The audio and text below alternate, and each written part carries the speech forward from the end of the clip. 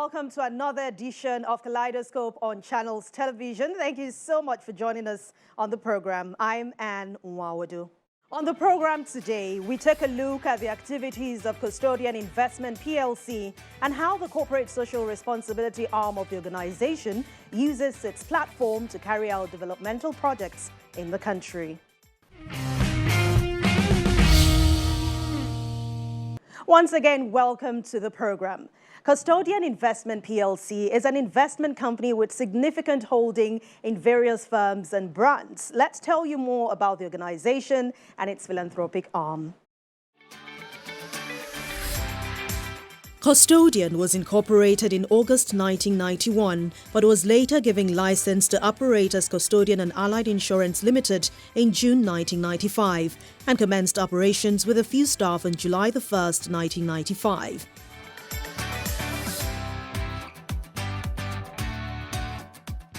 In 2006, Custodian became a public company after listing its shares on the Nigerian Stock Exchange, trading as Custodian and Allied Insurance PLC. The company grew further over the years through a combination of organic and inorganic growth models, as evidenced in a series of business combinations, mergers and acquisitions at different times in its exciting and rewarding history, with companies such as Signal Insurance Company Limited, Fire Equity and General Insurance Company Limited, Crusader Nigeria PLC, and in recent times, the acquisition of the majority stake of UAC and Property Development Company.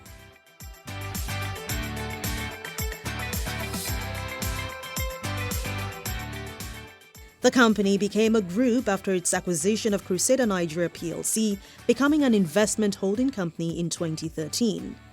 In 2015, the Custodian Social Responsibility Foundation, which is the CSR arm of the Custodian Group, was birthed, and it began operations in 2016. In May 2018, by a special board resolution, the holding company changed its name to Custodian Investment PLC to reflect the strategic vision as an investment company with primary investments in general insurance business, life insurance business, pensions, trustees, property and financial services, including Custodian and Allied Insurance Limited, Custodian Life Assurance Limited, Custodian Trustees Limited, and Crusader Sterling Pensions Limited, completing the highly specialized array of businesses in its fold.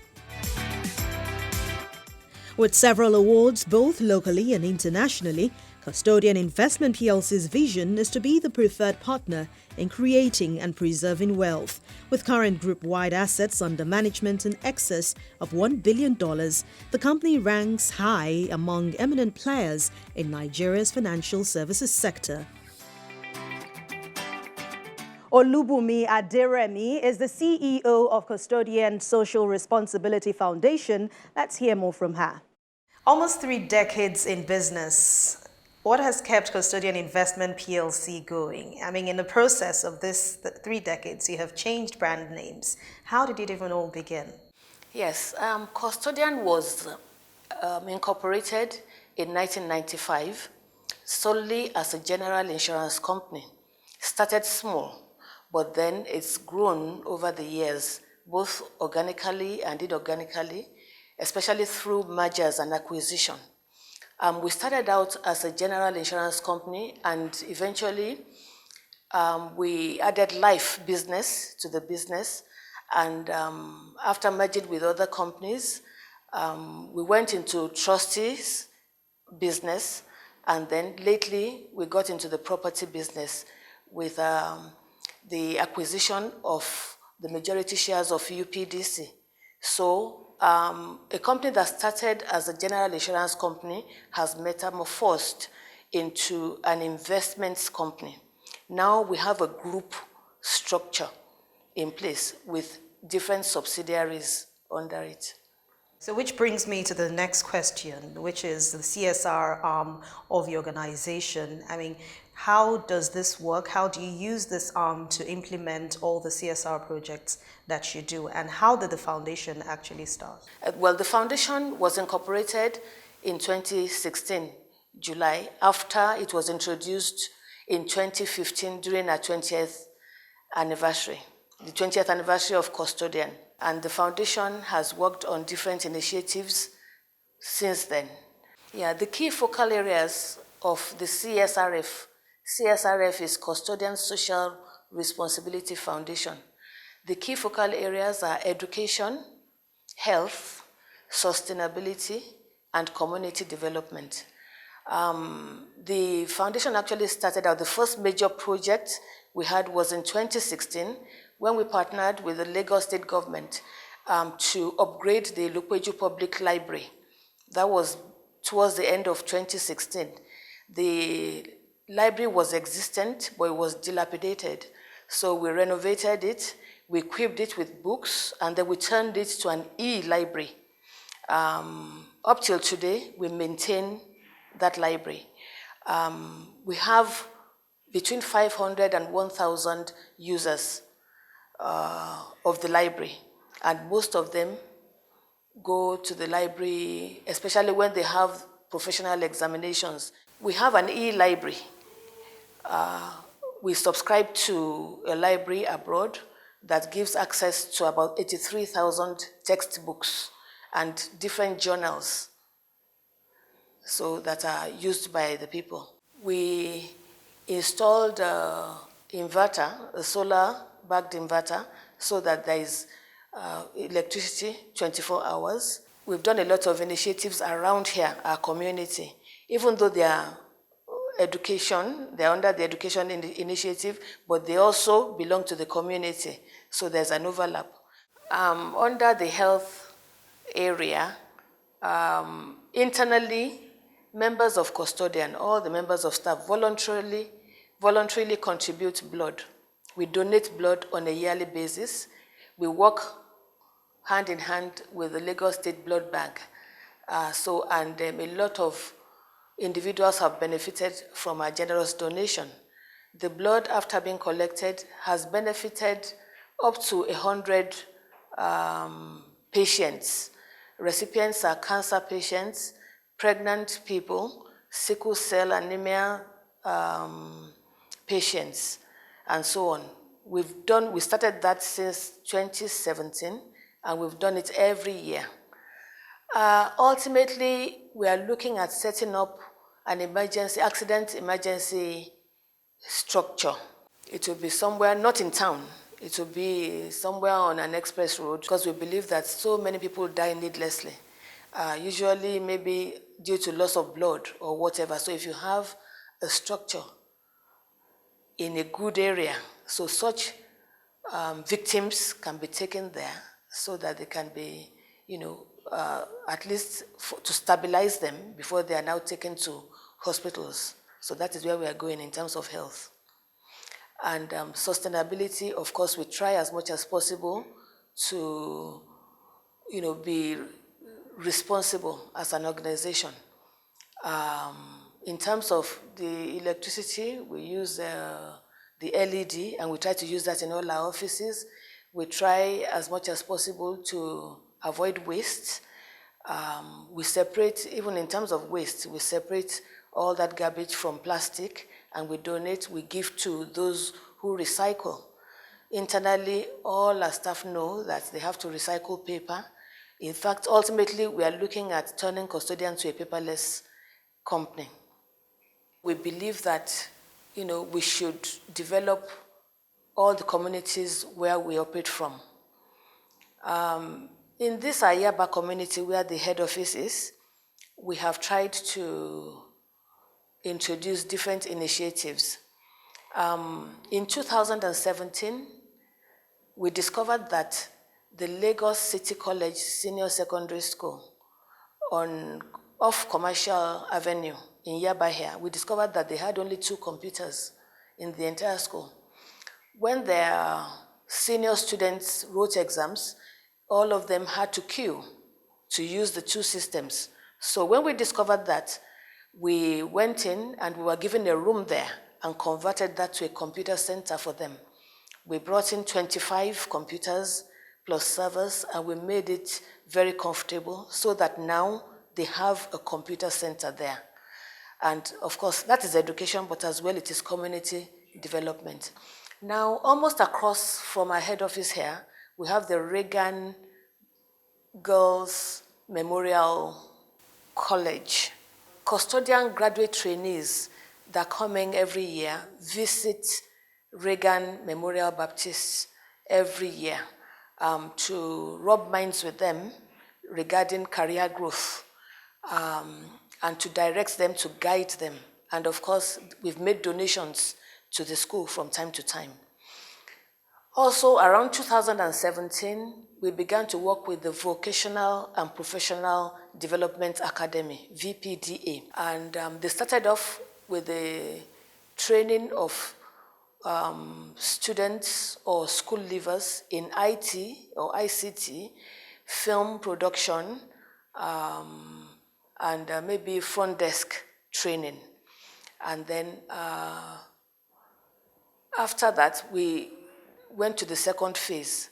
And the second phase focuses mainly on skills acquisition. Last year, the aim was to have about 100 people graduate from the vocational school. And we started up around this time last year. They had about 40 trainees recruited to become electricians and plumbers. They started off quite well, but immediately we had the COVID pandemic that disrupted everything. The plan was for them to have in-house training for 3 months, and then between 6 and 9 months, they will be attached to different companies outside for practical training. We are hoping that with time, during this year, they'll come back and complete their course.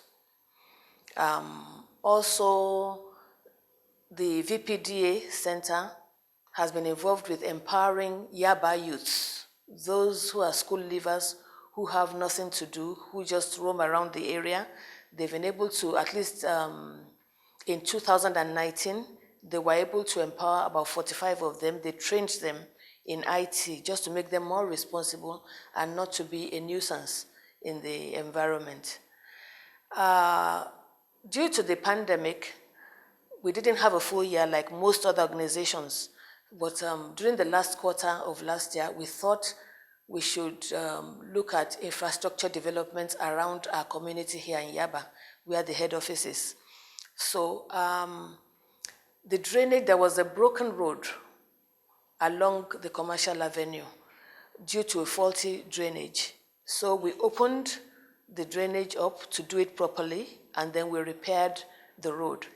And following that intervention, we decided that we could as well rebuild the Chapel Street. The road was in a state of disrepair, so, and there was no proper drainage and no functional street lamps.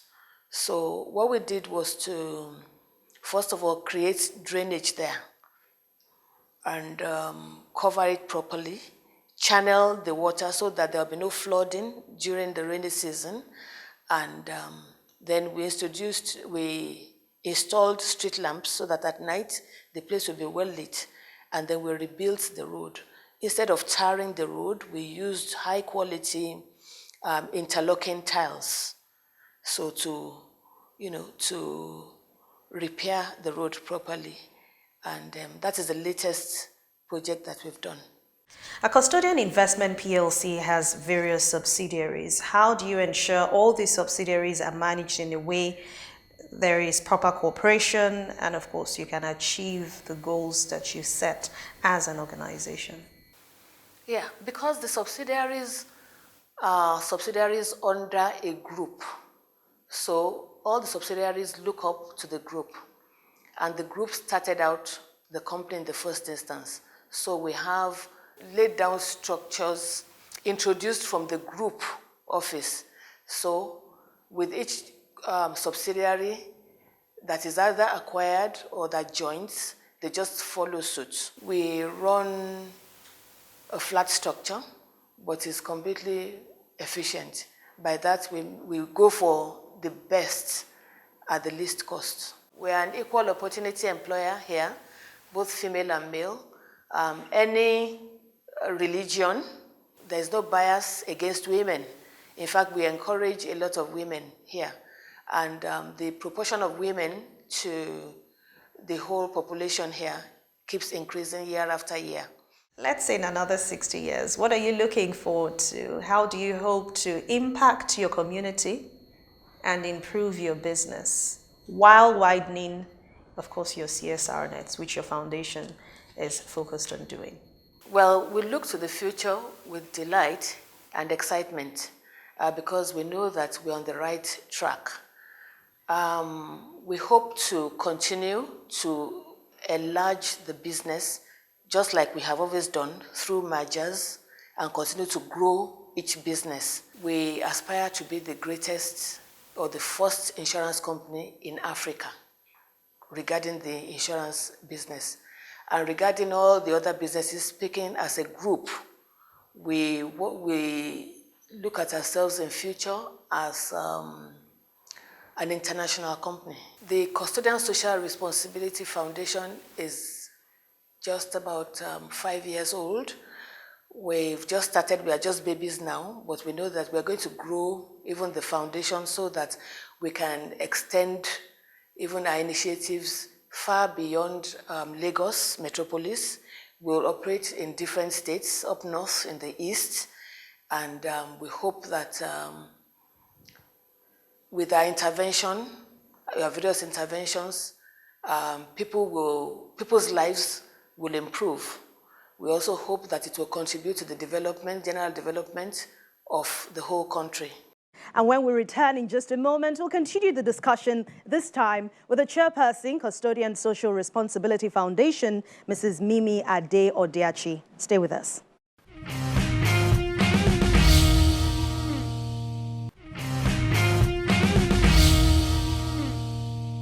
Welcome back. You're still watching Kaleidoscope on Channels Television. Our next guest is the chairperson, CSRF. My chat with her shows the impact already made by the organization and, of course, what the future holds. As a chairman of Custodian Social Responsibility Foundation, how has the journey been for you so far in terms of what you have done and impacting the society? It has been interesting. So, like they say, charity begins at home. So, we have started with even the in-house staff. So, we have what we call blood transfusion drives. We educate them on nutrition, health, accident and emergency training. So, we started small and we hope to finish big, very big. But we are satisfied with what we have done so far.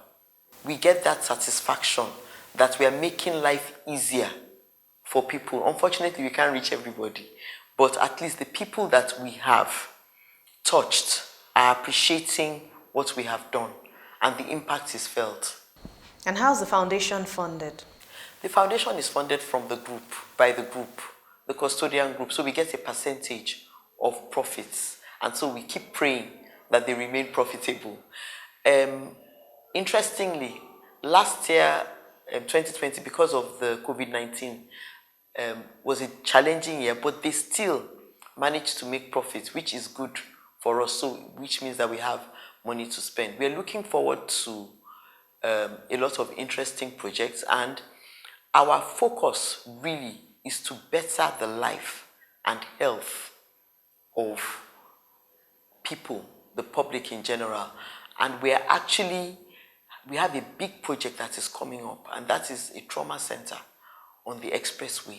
So we are actually waiting to be able to launch that. Unfortunately, COVID stepped back our plans because we couldn't get all the allocations and all the permissions we needed. So we're just waiting for the environment to be more conducive, and then government will give us the attention that we deserve, and we'll be able to launch that. And are you looking at partnerships with people to help drive your various projects that you have? Yes, we are. We are looking at partnerships with other organizations. We're looking at partnerships with international organizations. But what we know is that the more we do, the more visibility we get and the more credibility we get. Therefore, we'll be able to attract the kind of partnerships, because we're actually looking for international partnerships, USAID, USAID, and the United Nations, so that we can partner with them and do big things. And talking about big things, what are the future plans for you? Our trauma center on the expressway, because we've noticed that, we do motor insurance and we look at the claims and we see that we don't have enough facility for accident victims. So, because there's nowhere, there are very few places you can take them to where they will receive prompt attention without asking for money.